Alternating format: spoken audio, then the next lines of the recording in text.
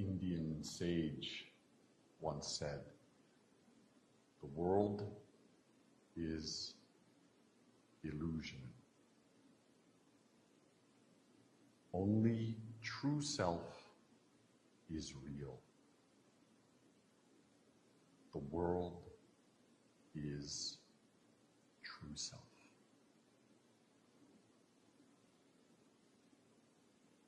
Zen means understanding my true self.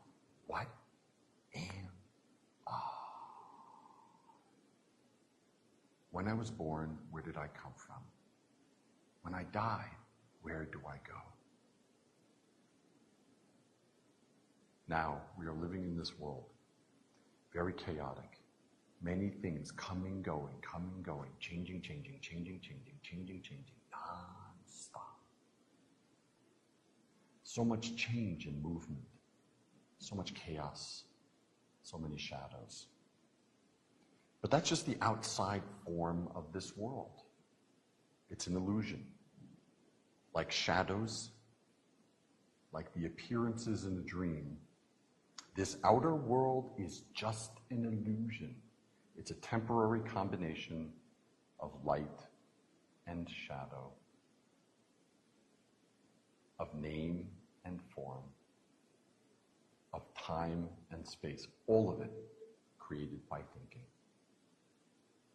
So this is just an illusion. When we believe this illusion can catch us and control us. That's the way most of us live. The next line is, only true self is real. When the Buddha stepped out of his mother's side, when the Buddha was born, according to tradition, he took 7 steps and said, in all the heavens above and in all the lands below, only I am holy. Only this true nature is real. So in all the cosmos above, with supernovas and black holes, planets, stars, exploding nebulae, the creation and death of universes, and in all the lands below, all of the cultures, civilizations, books, movies, artifacts of civilizations, under all of that, and above all of this, there's only one thing that is truly significant. There's only one thing that truly, exists. Only one thing is truly real. Our true nature. Only one thing is truly worth study. Then the third line. This whole world is true self. This entire reality is nothing more than mind. So in Zen we say, mind is Buddha, Buddha is mind. Everything is created by mind alone. So what is this mind? Every day we say I, my, me. Hundreds of times every day, thousands of times. Even in our sleep, we're saying I. Oh, does that person like me? What does that person say? Oh, this is that person I saw in high school I didn't like. I, me, around and around and around and around and around and around and around, non-stop. We even wake up from an 8-hour sleep and we're still tired because this I is rotating around and around and around, completely created by thinking. So where does I come from? So philosophy explains I. All religions talk about I. Zen teaching is insight into the nature of where does this I come from? So this body is American. I have a Buddhist name, an American name. But all of these are just created by thinking. My parents gave me one name. My teacher gave me another name. This body appears and disappears, appears and disappears, appears and disappears. But there's one thing that never appears and never disappears. It never comes, it never goes. It's never born, it never dies. It's not male or female. It's not pure or impure. It never appears or disappears. So, what is this thing? It's not even a thing. So Zen meditation is not a religion. It's not an ideology or a creed. It's not a dogma. It's not a belief system. It's not even a way of life. Zen just means meditation. Meditation just means looking. What am I? So when we sit there in formal meditation, sitting in this basic posture, legs crossed or sitting in a chair, the body erect, but not tight, clear, straight, centered in our breathing, and our breathing happening in our center, this area below my navel. Eyes down, half open, gazing at the floor.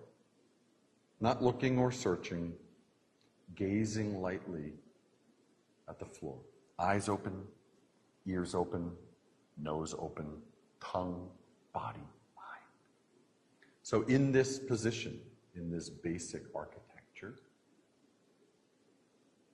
we sit with full attention to the breathing.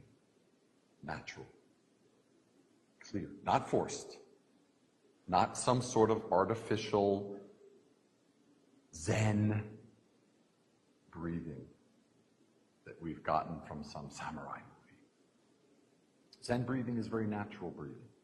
The breathing of a baby. Centered in our tanjan, our hara, just below the navel. Body is straight, not tight.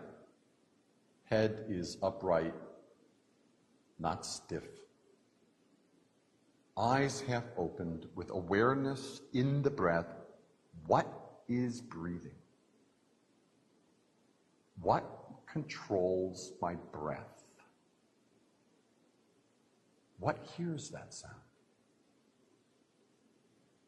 Who smells the incense? Who? What?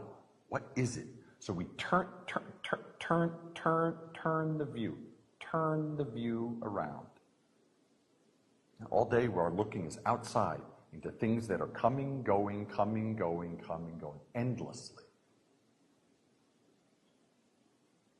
It's only the appearance of an unreal world.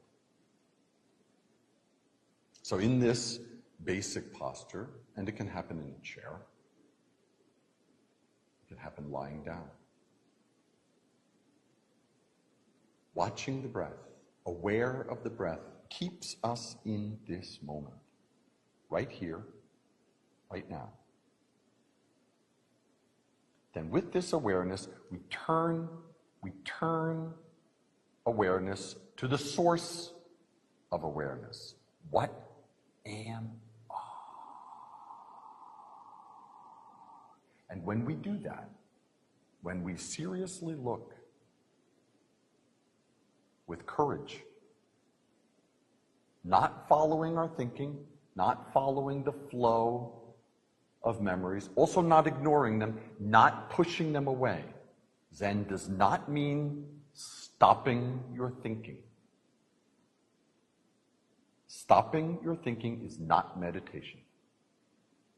You can't stop your thinking. Rather, turn back. What is thinking? What is thinking? Who is thinking? Who thinks? So when a thought arises, leave it alone. Leave it alone. Return to the source. Who is thinking? Where does the thinking come from? Where? What is the source? That investigation When you really look, that investigation leads to your thinking it can't go, your thinking can't go farther. You're thinking right there. Before thinking arises again, before thinking. There's no coming, no going. There's no male, no female. No pure, no impure.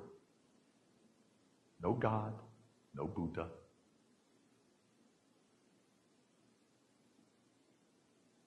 No yesterday, no tomorrow. It never appears or disappears. It's not male or female. And as I said, it was never born and it never dies. That, it has no name and no form. Some people call it Buddha or God or consciousness or the absolute, Christ nature, holiness, spirit, the soul, Brahman, in the words of the Indian sage who gave us the poem. But it has no name, no form. The minute you call it something, it's already a mistake. It's already a mistake.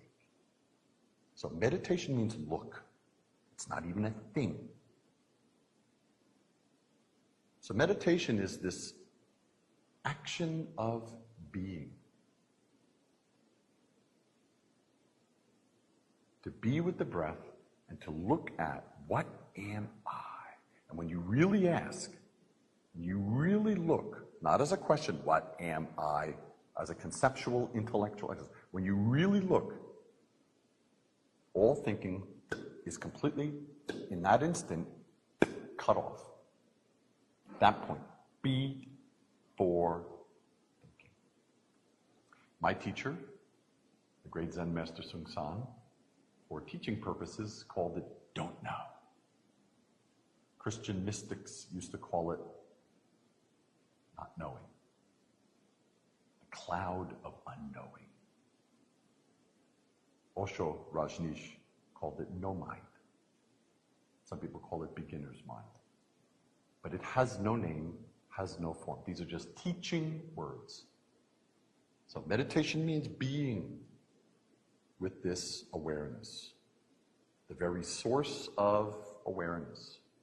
Thinking coming, thinking going, leave it alone. The great Suzuki Roshi once said, in your meditation, leave the back door and the front door open. Let thinking come and go. Just don't serve it tea. Just don't give tea to your thinking, because then it wants to stay. So meditation means leave it alone. Leave the back door and the front door open. Don't close off anything.